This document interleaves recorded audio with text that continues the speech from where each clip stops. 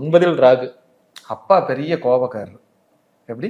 பெரிய கோபக்காரர். அப்பா பெரிய கோபக்காரர். 9ல் ராகு இருந்தா உங்க மகன் அவங்க சக்திக்கு ஜெயிச்சிருவார். இப்போ எனக்கு 9ல் ராகு இருக்குன்னு வச்சுக்குவோம், என் மகன் நல்லா இருப்பார் நம்பலாம், நல்ல உயரத்துக்கு வருவார், வராம போகவே மாட்டார், வளர்ச்சியை நோக்கி பயணிப்பார். அவர் பிறந்ததுக்கு அப்புறம், அந்த குழந்தை பிறந்ததுக்கு அப்புறம் நீங்க நல்லா இருப்பீங்க. 9ல் ராகு இருந்தா.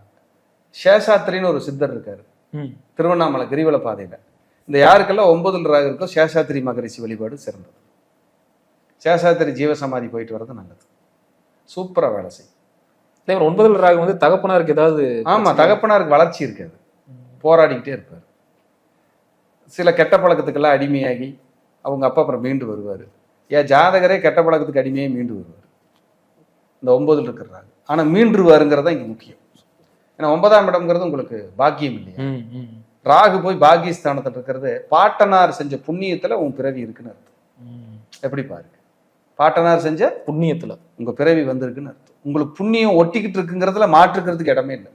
ராகுங்கிறது ஒரு மாயை, மாய வலை. மாயை அப்படின்னா கண்ணுக்கு தெரியாத இன்விசிபிள் லாஸ் அப்படி சொல்றோம் இல்லையா, அதெல்லாமே ராகு தான். ராகு ஒரு மனுஷனை நினைச்சா கோடீஸ்வரன் ஆக்கிடுவான். ராகு ஒரு மனுஷனை நினைச்சா பிச்சை எடுக்கணும்னு வச்சிருவான். அவ்வளவு ஒரு பவர்ஃபுல்லான ஒரு 9 பேர்த்துல ஒருத்தர் இருக்காங்கன்னா ராகு தான். ராகு திசையில கோடிகளை கொட்டி புரண்டு வாழ்ந்தவங்க இருக்காங்க. எல்லாம் இழந்து சாப்பாட்டுக்கு, அடுத்த வேளை சாப்பாட்டுக்கு ஒன்றும் இல்லைன்னு வாழ்ந்தவங்களும் இருக்காங்க. பிரம்மாண்டமா இருந்தேன் சார், இப்போ ஒன்றும் இல்லைங்க. ஒரு 5000 ரூபா 10,000 ரூபா ஏதாவது ரொம்ப அவசரம்னா நான் இன்னொருத்தர்கிட்ட எதிர்பார்த்து வாழ்ற நிலைமையும் இருக்குதுன்னு வாழ்றவங்களும் இருக்காங்க. அப்போ ஜோதிட பழமொழி சாஸ்திரமே என்ன சொல்லுது? ராகு போல் கொடுப்பார் இல்லை, கேது போல் கெடுப்பார் இல்லை. இதான் அவங்க சொல்ற விஷயம்.